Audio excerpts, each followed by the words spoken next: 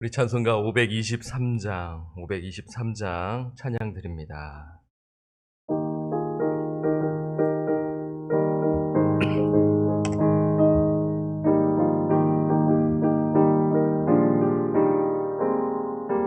어두운 죄악 길에서 목자 없는 양같이 모든 사람 길 찾아 헤맨다.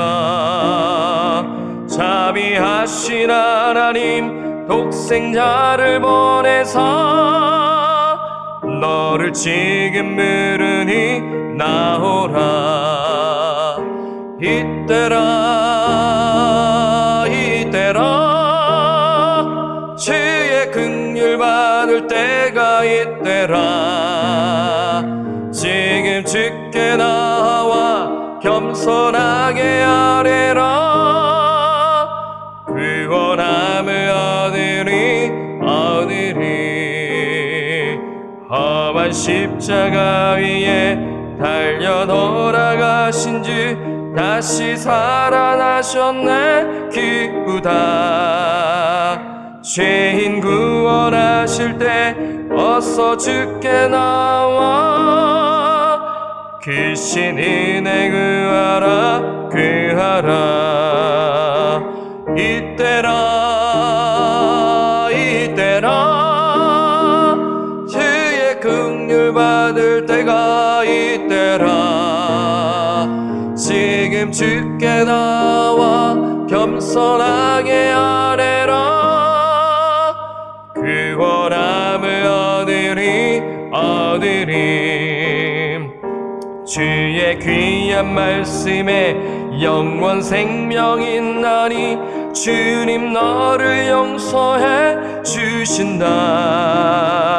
주가 부르실 때에 힘과 정성 다하여 주의 은혜 받으라. 이때라 주의 긍휼 받을 때가 이때라. 지금 주께 나와 겸손하게 아뢰라. 구원함을 얻으리. 세월 빨리 흐르고 세상 징그가는데 너의 영혼 오늘 밤 떠나도 주의 구원 받으면 천국에서 영원히 주와 함께 살리라. 이때라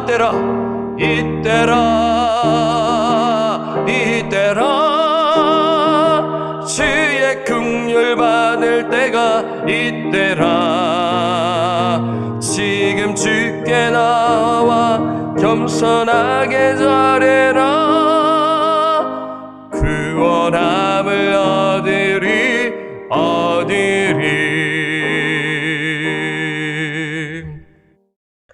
스바냐 2장 1절에서 3절까지 말씀입니다.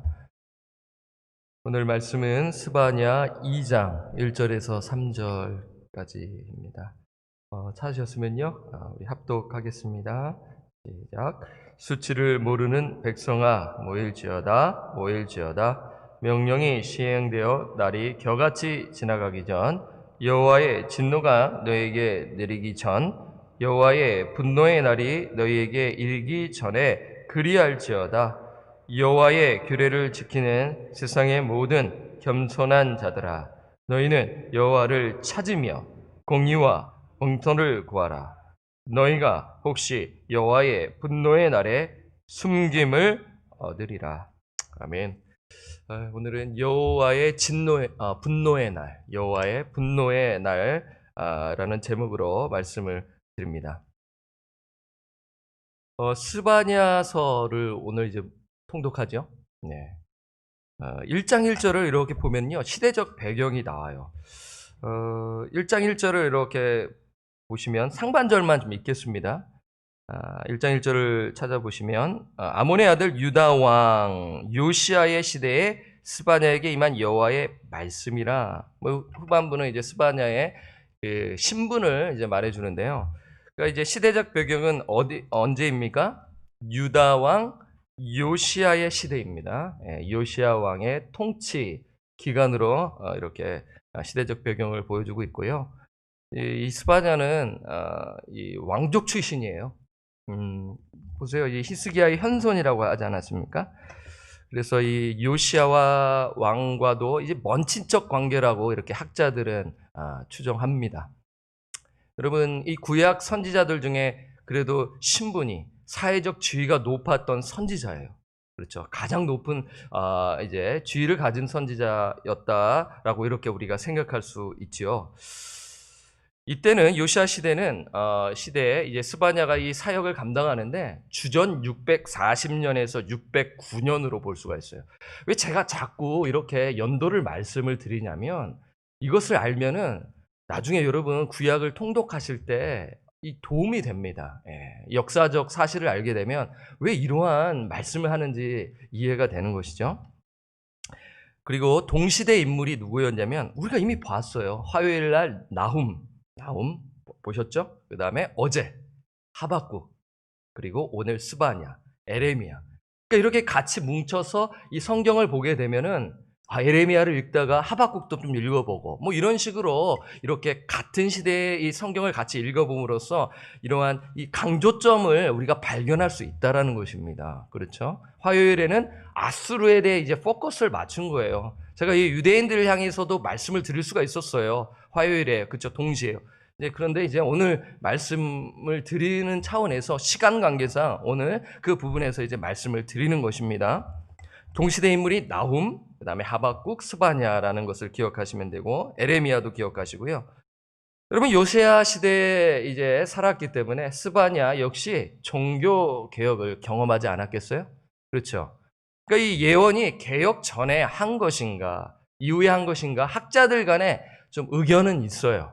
예. 뭐 그거를 제가 지금 말씀드리기보다 이제 뭐 어떤 학자는 이 종교개혁에 이제 했는데도 흐지부지 되니까 그때 스바냐가 이 예언을 한 것이 아니냐라는 그러한 이제 주장을 학자들이 있는데 저는 그것에 좀 더 좀 동의가 되는데요. 어쨌든 뭐 양쪽을 취해도 상관은 없습니다. 그러니까 이 종교 개혁은요 상당히 중요하죠. 우리가 이미 이제 역대 하를 통해서 요시아의 이 개혁을 보았어요. 예. 주전 628년부터 621년까지 이 개혁이 이루어진 것입니다. 뭐 이게 짧게 이루어진 것이 아니라 나름 이렇게 이제 이 개혁이 시간을 두고 있었어요. 그래서 율법이 낭독되어지고요, 우상을 이제 회파하고 그리고 유월절을 준수하는 거죠. 그래서 참된 예배가 시작된 것입니다. 분명 역대하 기자는 이 요시아가 잘했다. 정말 하나님의 말씀에 따라 순종한 왕으로 평가를 받고 있습니다. 하지만 제가 이 역대하를 말씀드렸을 때 기억이 나고 여러분들도 혹시 기억나실런지 모르겠어요. 이 요시아 개혁이 참 좋게 평가는 되었지만 이스라엘 백성의 이 전반적인 삶 가운데 깊숙이 영향을 미치지 못했어요. 활활 타오르면서 전체가 개혁이 이루어지면 좋겠는데 그러질 못했다라는 것입니다. 참 아쉬웠죠. 그렇죠?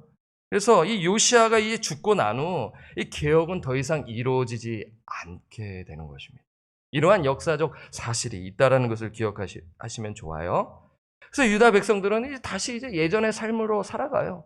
개혁은 이루어졌지만 전반적인 그 개혁이 침투되어 있지 못했기 때문에 그냥 이전의 방식으로 제약 가운데 사는 것입니다. 그 대표적인 제약이 우상숭배이죠. 그리고 이교 행위, 혼합주의입니다. 그 부분이 이제 여러분 통독하실 때 1장에 보면은 나와요. 여러분들 그것을 보시면 됩니다. 예, 그거 다 읽으면 제가 이제 시간 관계상 이제 진행이 안 되기 때문에 말씀을 드리는 것이고요. 그러니까 하나님도 섬기고 우상도 섬기는 것입니다. 하나님께 맹세도 하고 이 우상 이제 신에게도 맹세를 하는 이제 내용이 나와요. 그리고 남유다 백성들은 하나님에 대해 무관심했습니다. 그러니까 쉽게 말씀드리면 영적으로 무관심한 거예요. 그렇죠? 오늘날도 그렇지 않습니까? 교회를 다니지만 머리로는 알지만 뭐 성경 읽는 것, 예배를 드리는 것, 뭐 이렇게는 그러니까 중요한 건 알지만 그다지 그렇게 막 절실함이 없는 그러한 게 있지 않겠어요? 그렇죠? 그렇잖아요, 여러분. 예. 동일한 것입니다. 이때도 그랬어요. 자, 한번 성경을 찾아볼까요? 자, 1장 6절입니다. 스바냐 1장 6절을 한번 이 영적으로 무관심한 상태를 이렇게 표현해요. 1장 6절을 우리 함께 읽을까요? 시작. 여호와를 배반하고 따르지 아니한 자들과 여호와를 찾지도 아니하며 구하지도 아니한 자들을 멸절하리라. 여러분, 이들은요, 예배 드렸어요. 예, 기도도 했고요. 나름 했던 자들입니다. 문제는 뭐예요? 동시에 했고 또 동시에 또 하지 않는 자들은 영적으로 그냥 관심이 없는 거예요. 그냥 먹고 사는 데만 그냥 집중하면서 살아가는 자들인 것입니다. 그리고 이제 남유다 백성들이 이제 이러한 상태에 있기 때문에 여러분, 하나님을 멀리하게 되면 어떻게 돼요? 죄악을 이제 지으며 살아가게 되는 것이죠. 어떤 죄악이에요? 포악과 거짓입니다. 한번 1장 9절을 한번 볼까요? 1장 9절에 나와 있어요. 그날에 문턱을 뛰어넘어서 포악과 거짓을 자기 주인의 집에 채운 자들을 내가 벌하리라. 여러분, 여기서 문턱을 넘었다라는 것은 여러 가지 해석이 있는데 간단하게 쉽게 말씀을 드리면 남의 집을 무단으로 침입하여 재물을 강탈하는 처사를 가리키는 거예요. 그렇게 생각할 수 있죠. 그러니까 행한 행위가 포악과 거짓인데, 이 포악은요, 어제 말씀을 드렸어요. 강포입니다. 동일한 단어예요. 그러니까 한국어로는 이렇게 이제 포악으로 이제 바꿨는데, 동일한 원어로 보게 되면 하마스입니다. 그렇죠? 어제 기억나시나요? 하마스 해가지고 이제 힘 있는 자가 연약한 자, 힘 없는 자를 학대하는 거예요. 힘 있는 자가 연약한 자를 이제 무력 행사를 하는 거예요. 그럼 힘 없는 자는 아무 말 못하는 거예요. 그렇죠? 이러한 이 포악이 가득한 도시가 이 남유다, 예루살렘이었다라는 것을 우리가 알 수가 있는 것이죠. 여러분, 이 부분을 봤었을 때 어디랑 비슷해요? 제가 나움에서 말씀드렸잖아요. 3가지 제약이 있다고 하면서 기억나시는지 모르겠어요. 우상 숭배가 있었고, 거짓이 있었고, 그 강포가 있었다고 했잖아요. 그러니까 제가 그 화요일날 이 예루살렘에도 있었다라는 말씀을 드리려다가 시간 관계상 오늘 해야겠다라는 생각을 또 갖게 되는 것이죠. 비슷해요. 여러분, 3장 1절을 살짝 한번 보세요. 3장 1절을 보게 되면 보세요. 3장 1절 스바냐. 오늘 어차피 또 읽지 않습니까? 자, 3장 1절을 함께 읽을까요? 시작. 패역하고 더러운 곳 포악한 그 성읍이 화 있을진저. 이거 어디 성읍이에요? 예루살렘 성읍을 가리킵니다. 예. 그렇죠. 아수르에게 이야기하는 것이 아니에요. 지금 하나님의 백성이 거하는 예루살렘을 지금 말하고 있는 것입니다. 포악한 성읍은 예루살렘이다라는 것이에요. 남유다 백성들은 하나님께서 거룩한 백성으로 살아가도록 하기 위해서 택하셨어요. 그렇죠. 그런데 그런 본을 보이지 아니하고 똑같이 살아가는 거예요. 구별이 안 되는 거예요. 그렇죠. 그리스도인으로서 살아가는데 똑같이 보이는 거예요. 믿는 자나 또 그리스도인이나 이 구분이 안 되는 겁니다. 그 옆에서 자녀들이 딱 보는 것 아니겠어요? 똑같네. 교회를 다니는 거나 다니지 않는 거나 똑같네. 이러한 실망감을 갖게 되는 것이죠. 자녀들 뿐이겠습니까? 친척들, 지인들이 평가하는 거죠. 별반 다를 바가 없네. 예수쟁이나 예수를 믿지 않는 자들이나. 이러한 그 모습이라고 우리가 보시면 되는 거죠. 자, 여러분, 제가 이제 서두에 배경 설명을 드렸어요. 종교개혁이 이루어졌습니다. 근데 종교개혁이 흐지부지 되고 지금 이제 다시 암흑의 그 시기로 접어드는 것이에요. 이 스바냐 선지자가 이제 어떤 마음이 들었겠어요? 애끓는 마음, 절실한 마음으로 말씀을 선포하지 않았겠어요? 여러분, 이것입니다.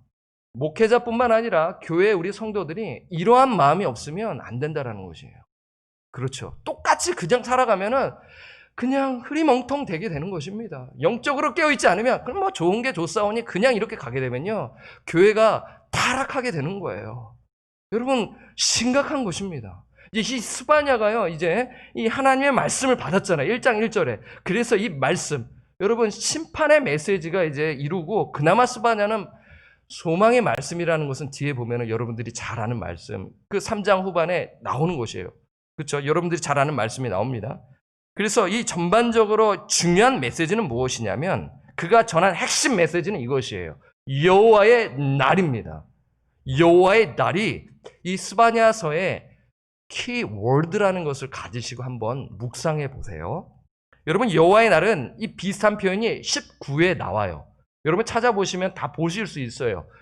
자, 한번 볼까요? 그 핵심 단어인데 14절에서 15절, 1장 14절에서 15절을 한번 볼까요? 자, 제가 14절을 읽으면 여러분들이 한번 15절을 보세요.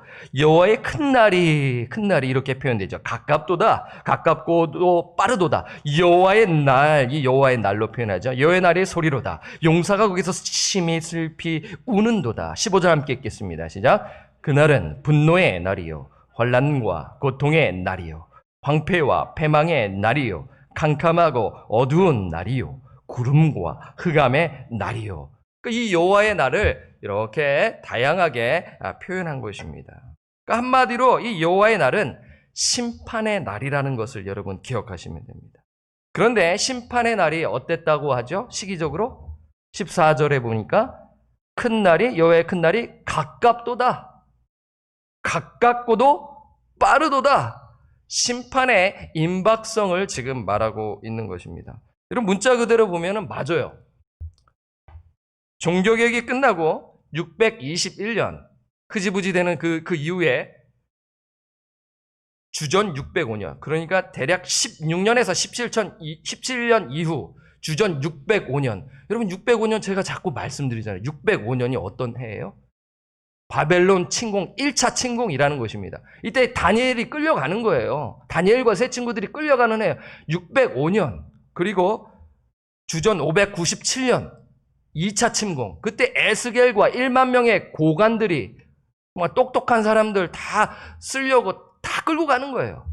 그리고 주전 586년 3차 침공. 그 1, 2, 3차 이루어지면서 이게 이제 이 부분에서 거의 여러분 임박하지 않습니까? 지금 16년 이후에 일어날 일이기 때문에 스바냐 선지자가 이렇게 문자적으로 표현하는 것입니다. 그런데 문제는 이제 스바냐가 이렇게 이제 애끓는 마음으로, 절실한 마음으로 이 심판의 메시지를 전했는데 남유다 백성들의 반응은 어땠을까요? 어땠을까요? 스바냐서에서는 발견하기가 힘들어요. 그런데 제가 에레미야 할 때 여러분들에게 말씀을 드렸어요. 여러분 기억나시나요? 에레미야가 막 말씀을 선포하는데 사람들이 귀를 닫고 에레미야를 막 때리고 감금하지 않습니까? 그들 정말 하나님을 잘 아는 자들이에요. 말씀을 잘 아는 자들이에요. 그들이 왜 반응하지 않았나요? 우리는 선민이다. 성전이 있고 하나님의 언약을 맺었기 때문에 우리는 절대로 망하지 않는다라는 그 신념이 있었다라는 것이죠. 착각인 것이죠. 그렇죠? 네. 그들은 하나님과 맺은 언약은 지키지도 않으면서 종교 행위로 하나님의 심판으로부터 면제될 것을 믿고 있었어요. 신념이고 착각인 것입니다. 무서운 것이에요. 여러분, 이것이에요. 이것을 경계해야 하는 것입니다. 그들은요, 이스라엘 가문에 태어난 이후로 하나님의 축복이 보장된 것으로 생각하는 것이죠. 하나님의 자녀가 되는 그 특권이 대물림된다고 생각하는 것입니다. 여러분, 이거 무서운 것입니다. 혈통으로, 육정으로 하나님의 자녀가 된다는 생각을 갖고 있는 것입니다. 예를 들어 여러분, 이것이에요. 제가 구원을 받았다고 자녀들이 자동적으로 구원을 받나요? 아닙니다. 제가 신앙생활 잘한다고 자녀들이 신앙생활을 자동적으로 잘하나요? 절대로 아닙니다. 그렇지 않습니다. 결코 자녀들의 신앙은요, 교회 출석으로 해결되지 않습니다. 이미 다 분석 다 나왔어요. 그걸 알면서도 사람들이 이것을 실천하지 않는 지금 현실입니다. 가정에서 하나님의 말씀을 가르치는 일을 전혀 하지 아니하고 교회에만 맡기는 거예요. 때가 되면 믿겠지. 훌륭한 전도사님이 오셔서 가르치면 애들이 변하겠지. 아닙니다. 필요해요. 오해하지 마십시오. 사역자 필요합니다. 근데 오로지 사역자에게만 맡겨서는 안 된다. 교회에게만 맡겨서는 안 된다라는 것입니다. 누가 도와줘야 돼요? 부모가 도와줘야 하는 것입니다. 부모는 자녀들을 가정에서 복음과 말씀을 가르쳐야 하는 것이죠. 그들이 회개하고 복음을 믿을 수 있도록 도와줘야 합니다. 품 안에 있는 자식일수록 여러분 지금이라도 늦지 않았어요. 이렇게 우리가 살아가야 하는 것입니다. 지금 남유다 백성들은요, 선민사상과 종교행위로 심판받지 아니할 것으로 그 자녀들도 그것을 보고 배우며 그렇게 영적으로 무감각하게 살아가고 있는 것입니다. 우상 숭배하며 포악과 거짓을 행하며 살아가고 있는 것이죠. 그래서 스바냐가 절실한 마음으로 백성들을 향해 외치는 것이 오늘 본문인 것이죠. 여러분, 오늘 본문을 이해하기 위해서는 앞에 내용을 알아야 되잖아요. 그렇죠? 그래서 제가 그 부분을 설명해 드렸어요. 한번 2장 1절을 보겠습니다. 오늘 본문을 2장 1절을 보면 함께 읽을까요? 시작. 수치를 모르는 백성아 모일지어다. 모일지어다. 남유다 백성을 지금 어떻게 표현해요? 수치를 모르는 자로 표현하고 있어요. 왜 그럴까요? 자신들의 죄 때문에 자신의 수치를 알지 못하는 것이에요. 무감각한 상태인 것입니다. 죄가 죄에 대한 감각을 둔하게 만드는 것이에요. 그렇죠? 죄를 짓는데 이건 죄가 아니야. 그걸 합리화하는 것입니다. 자기 중심적으로 성경을 해석하고 그러면서 온갖 죄악들을 쏟아내는데 성경은 분명히 죄악이라고 말씀을 하는데 그건 죄악이 아니야 라면서 내가 원하는 대로 신앙생활을 하면서 살아가고 있는 것입니다. 얼마나 심각해요. 그런데 스바냐 선지자가 어떤 요청을 하나요? 2장 1절에 보면 모일지어다. 왜 그런가요? 국가적으로 회개하기 위해서인 것입니다. 회개 운동을 하기 위해서입니다. 그래서 스바냐는 절실하게 백성들에게 모일지어다. 우리 회개하자. 이러면서 지금 회개를 촉구하는 것이죠. 2절을 이제 보면은 알 수가 있죠. 우리 2절을 보면은 함께 읽겠습니다. 시작. 명령이 시행되어 날이 겨같이 지나가기 전 여호와의 진노가 너에게 내리기 전 여호와의 분노의 날이 너에게 이르기 전에 그리할지어다. 여러분 지금 여호와의 날을 지금 표현하면서 지금 여호와의 진노, 분노의 날로 지금 표현되고 있다는 것을 기억하세요. 그러니까 지금 스바냐 선지자의 요청이 얼마나 절실한지 알 수가 있는 것이죠. 여호와의 날을 말하는 것인데 그 명령이 시행되어 날이 겨같이 지나가기 전 여호와의 진노가 너에게 내리기 전 여호와의 분노의 날이 너에게 이르기 전이 몇 번 나와요?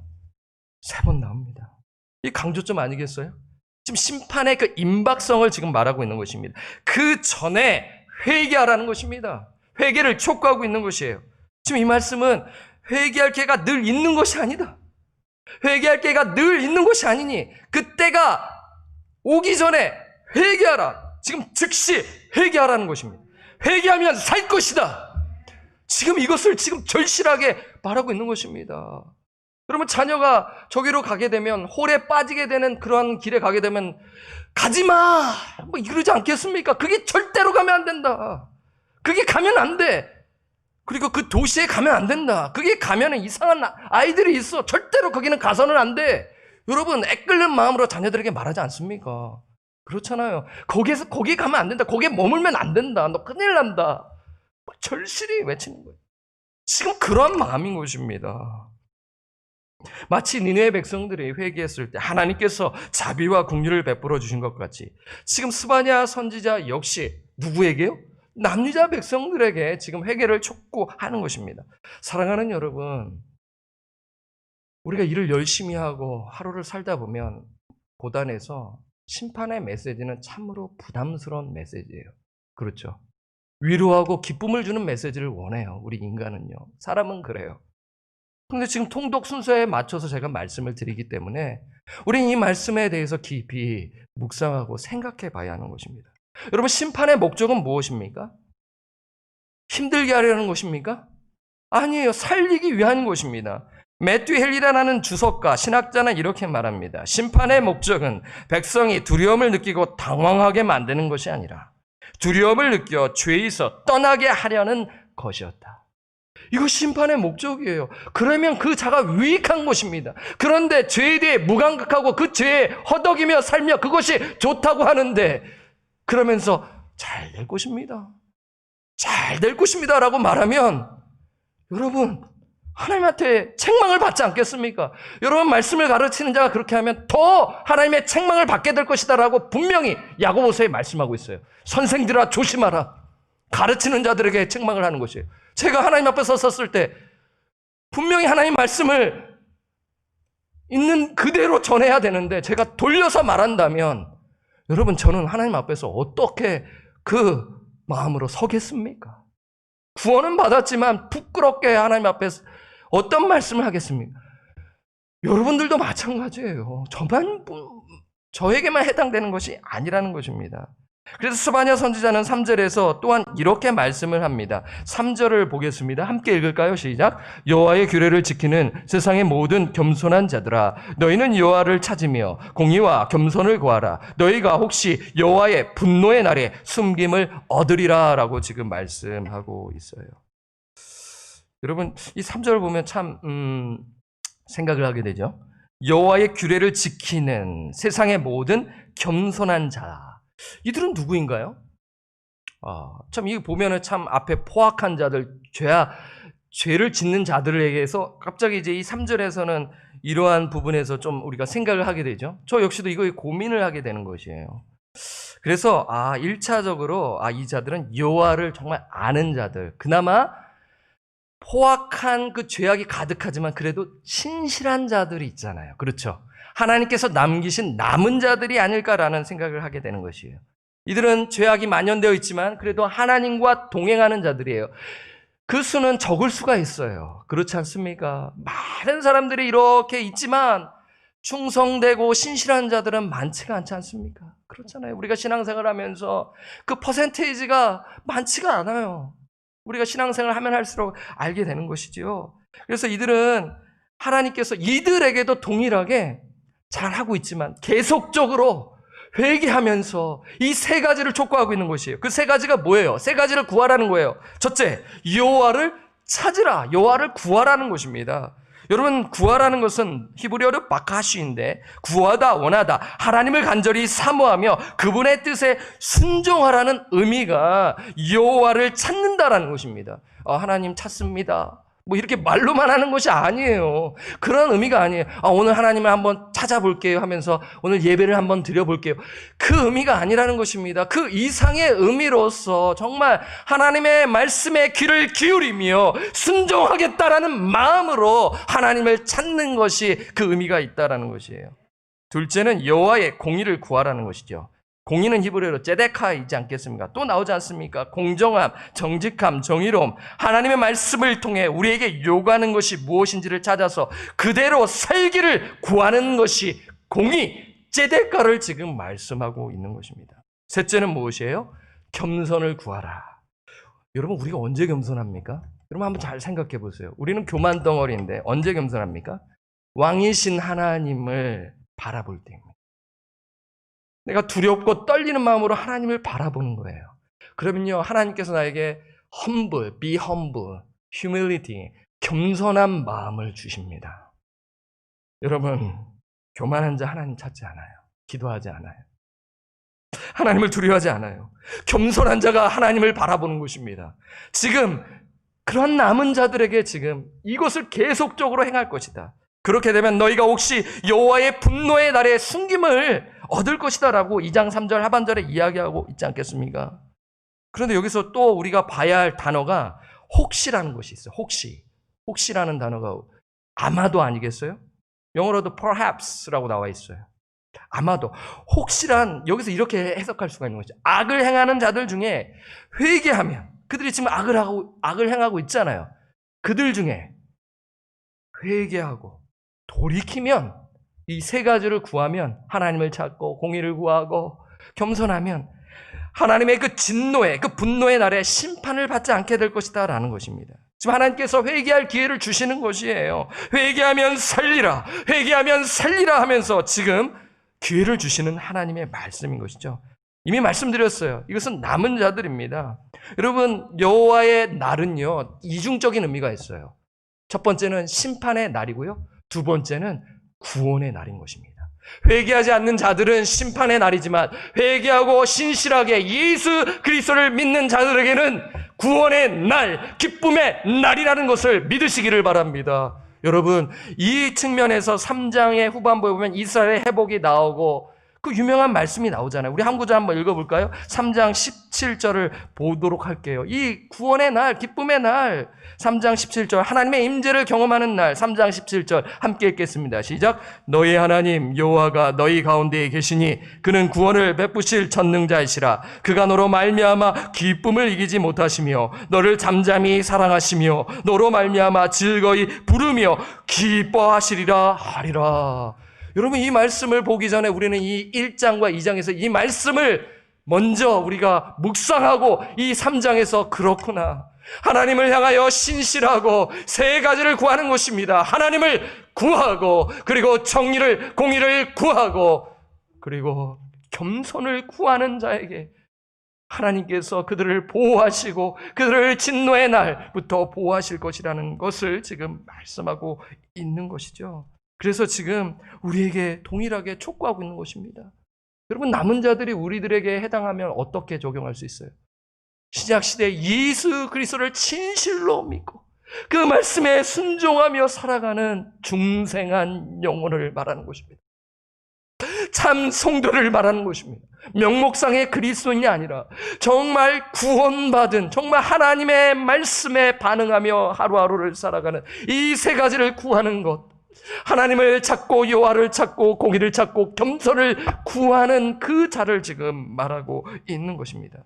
그런데 여러분, 잘 생각해 보세요. 이제 예수님께서 오시면 심판의 날이 있지 않겠습니까? 최후의 심판이 있다는 것이에요. 최후의 심판에 불신자들이 심판을 받죠. 계시록 20장 12절에 죽은 자들이 자기 행위를 따라 심판을 받을 것이다. 로마서 2장 5절에 보면 거기서 고집을 피우고 회개하지 않은 자들을 진노의 날에 심판할 것이다 라고 말씀을 합니다. 믿는 자들 역시 심판을 받는다라고 말씀을 해요. 믿는 자들 역시 심판을 받습니다. 자, 그 구절을 한 구절 찾고요, 말씀을 마무리할게요. 자, 고린도후서 5장 9절에서 10절을 우리가 읽고 제가 마무리하도록 하겠습니다. 우리 한 구절을 보도록 할게요. 이 말씀을 꼭 메모하세요. 믿는 자들도 심판을 받는다, 심판 앞에 선다라는 것이에요.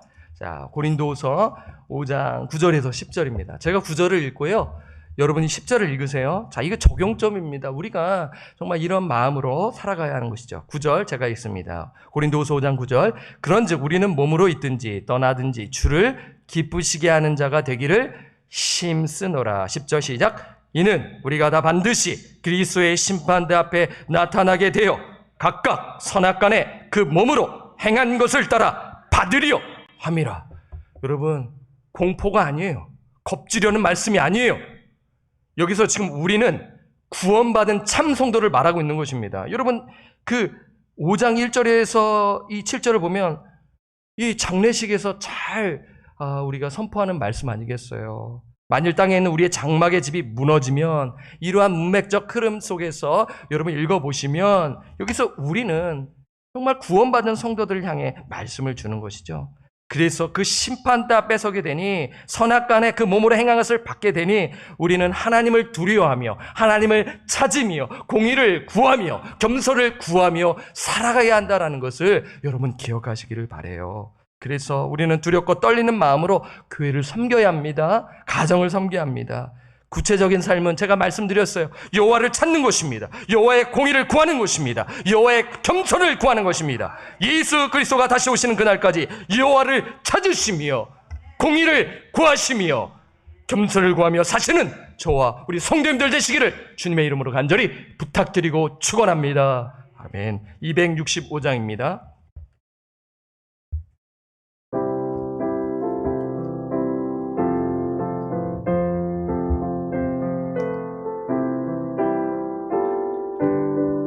힘차게 찬양합니다. 주 십자가를 지심으로 죄인을 근소하셨으리. 그 피를 보고 믿는 자는 주님의 진노 면하겠네. 내가 그 피를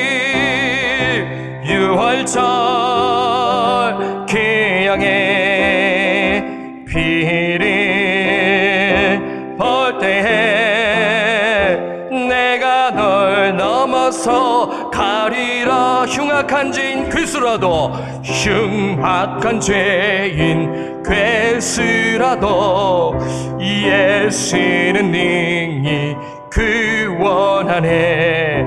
온몸을 피에 담글 때에 주님의 진노 면하겠네.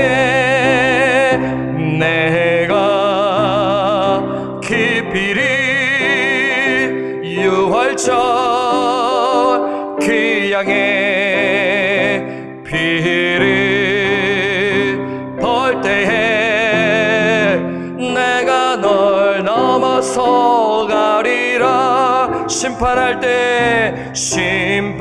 때에 모든 백성 행한 일대로 보응받네. 주님의 피로 죄 씻으면 주님의 진노 면하겠네. 내가 깊이리 유월절 그 양의 피를 볼 때에 내가 널 넘어서 가리라. 구주의 사랑 그 주의 사랑 기시는 해 보혈의 능력 잊지 하세. 아멘. 심판의 불이 내릴 때에 주님의 진노 면하겠네. 내가 깊이리 유월절 그 양의 피를 볼 때에 내가 널 넘어서 가리라. 여러분, 오늘 말씀을 붙들며 여러분 다시 여러분들이 직접 눈으로 보시면서 말씀을 묵상하시는데요, 기도 제목을 드립니다.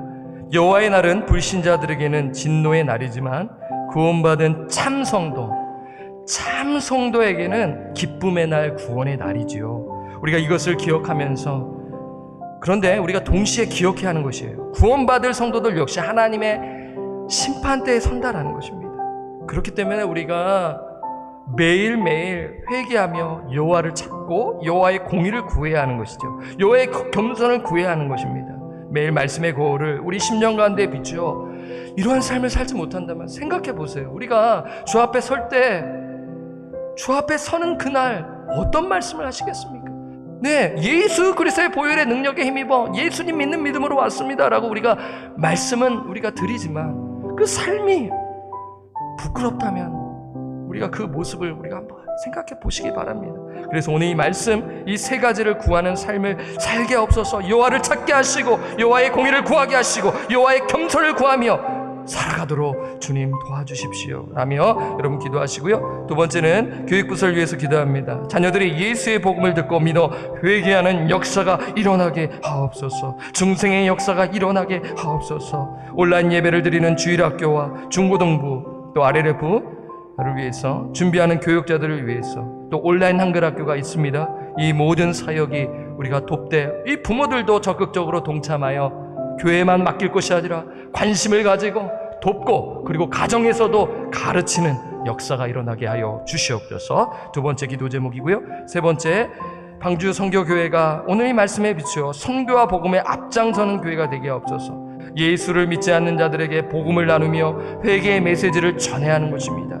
생명 얻는 회개를 할 수 있도록 우리가 복음을 전하고 말씀을 전하고 인도해야 하는 것이죠. 한때 신앙생활 잘했지만 떠난 자들에게 복음과 우리의 삶을 통해 그들을 주께로 인도해야 하는 것이에요.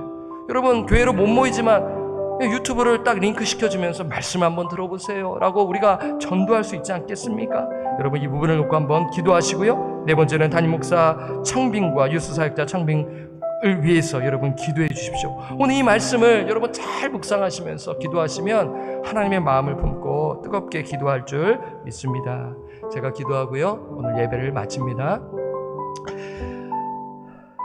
사랑의 주님, 거룩하신 하나님께 이 시간 찬송과 경배를 올려드립니다. 예수 그리스도를 그 믿는 믿음 안에서 날마다 오늘도 변함없이 새벽을 깨우며 찬송을 드리고 또 말씀을 또 선포하고 나누고, 그리고 그 말씀에 비추어 또한 우리가 우리 자신을 뒤돌아보며 기도하려 합니다. 하나님 아버지, 우리는 얼마나 연약합니까? 주님, 우리는 너무나 얼마나 주여 그 보이는 그 현상에 따라 힘들어하며 신음하며 아파하는 연약한 자들임을 고백하면서 이 말씀의 힘을 받아 우리가 하루하루를 살아가기를 주님 소원합니다. 아버지, 패역하고 지금 죄악이 가득한 이 미국 땅에서 우리는 살고 있습니다. 혼탁한 시대의 이 시대를 살아가고 있는데, 하나님 아버지, 이 시간에 하나님 정말 하나님을 찾지 아니하고 하나님을 구하지 아니하는 그 영혼들이 얼마나 많은지요. 아버지, 그 영혼을 위하여 기도하는 우리들이 되게 하시고 스바냐 선지자처럼 정말 애끓는 마음으로 기도하며 나아가는 그런 삶을 살게 하여 주시옵소서. 또한 우리가 이 말씀을 우리 자신에게 비추며 우리가 구원을 받아 하나님 그 감사와 기쁨으로 주님을 섬기며 찬양합니다. 특권입니다. 기도합니다. 그런데 우리에게 늘 궁금하고 질문이 있는 것은, 나는 정말 하나님의 말씀에 따라 살아가는 자녀인가 하며 우리는 고민하며 살아가게 됩니다. 하나님, 저는 그렇게 생각합니다. 하나님께서 하나님 그러한 고민을 우리에게 주시며 이 말씀을 통해 답을 주신다라는 것을 믿습니다. 그리하여서 우리가 정말 하나님을 구하고 그리고 하나님의 공의를 구하고 그리고 겸손을 구하며 살아가는 그러한 참된 성도로서의 살아갈 수 있도록 성령님 말씀하여 주시고 우리가 회개하며 살아갈 수 있도록 인도하여 주시옵소서. 무늬만 그리스도인, 명목상의 그리스도인, 껍데기만 그리스도인으로 살아가지 아니하게 하여 주시옵소서. 우리가 정말 성령을 받은 자로서 하나님 정말 정직하게 진실되게 하나님을 신뢰하며 사역하며 말씀대로 살아내는 우리 모든, 우리 새벽을 깨우며 하나님 앞에 예배드리는 우리 성도님들 되게 하시고 우리 청년님들 되게 하시고 우리 교육자들이 되게 하여 주시옵소서. 아버지, 얼마나 답답합니까? 우리가 만나지 못해 하나님 여러 가지로 힘든 상황 가운데 있습니다. 아버지, 질병으로 여러 가지로 아픔 가운데 우리 성도들은 신음하며 아버지 살아가고 있는데, 주님 간절히 기도합니다. 하나님의 말씀을 통하여 그들을 위로하여 주시되, 하나님 죄악이 발견된다면 회개 운동이 일어나게 하여 주시옵소서. 아버지, 절실하지 않는 영혼들 절실하게 하나님을 찾게 하여 주시옵소서. 그냥 편안하게 그냥 물 흐르듯이 그냥 살아가지 아니하게 하여 주시옵소서. 이 말씀을 듣고 하나님의 말씀으로 받아 살아가게 하여 주시옵소서. 우리 교육부서를 위하여 기도합니다. 이끌어가는 교육자들이 정말 하나님을 두려워하며 복음과 말씀을 담대히 선포하게 하여 주시고, 우리 자녀들이 그 말씀을 통하여 하나님이 살아계시고 예수 그리스도의 죽으심과 부활하심을 믿는 구원의 역사, 십자가 사건, 정말 회심의 역사가 아이들 심령 가운데 이루어지도록 성령님 주관하시고 역사하여 주시옵소서. 그리고 우리 부모님들은 품 안에 있는 자식들을 위하여 기도하고 말씀을 직접 가르치는 역사가 일어나게 하여 주시옵소서. 그리하여 우리 교육부서가 정말 부모와 사역자들 교회가 연합하여 다음 세대들을 이끌어가는 그러한 우리 광주 선교교회가 되게 하여 주시옵소서. 하나님, 우리 교회는 선교교회로 하나님 이 교회, 이 세크라멘토에 하나님께서 세우셨습니다. 미셔널 처치, 선교적 교회로서 하나님은 선교하며 복음 전파에 앞장서는 교회가 되게 하여 주시옵소서. 그리고 우리 담임 목사 청빙 과정과 유수사역 청빙 과정 또한 하나님께서 함께 하시고 이끌어 주시옵소서. 감사드렸고 우리를 죄로부터 구원하여 주신 존귀하신 예수님의 이름으로 간절히 기도드립니다. 아멘. 하늘에 계신 우리 아버지여, 이름이 거룩히 여김을 받으시오며 나라가 임하시오며 뜻이 하늘에서 이루어진 것 같이 땅에서도 이루어지이다. 오늘날 우리에게 일용할 양식을 주옵시고 우리가 우리에게 죄 지은 자를 사하여 준 것 같이 우리 죄를 사하여 주옵시고 우리를 시험에 들게 하지 마옵시며 다만 악에서 구하옵소서. 대개 나라와 권세와 영광이 아버지께 영원히 있사옵나이다. 아멘. 오늘 말씀 묵상하시고 기도하심으로 하루를 시작하시기를 바랍니다.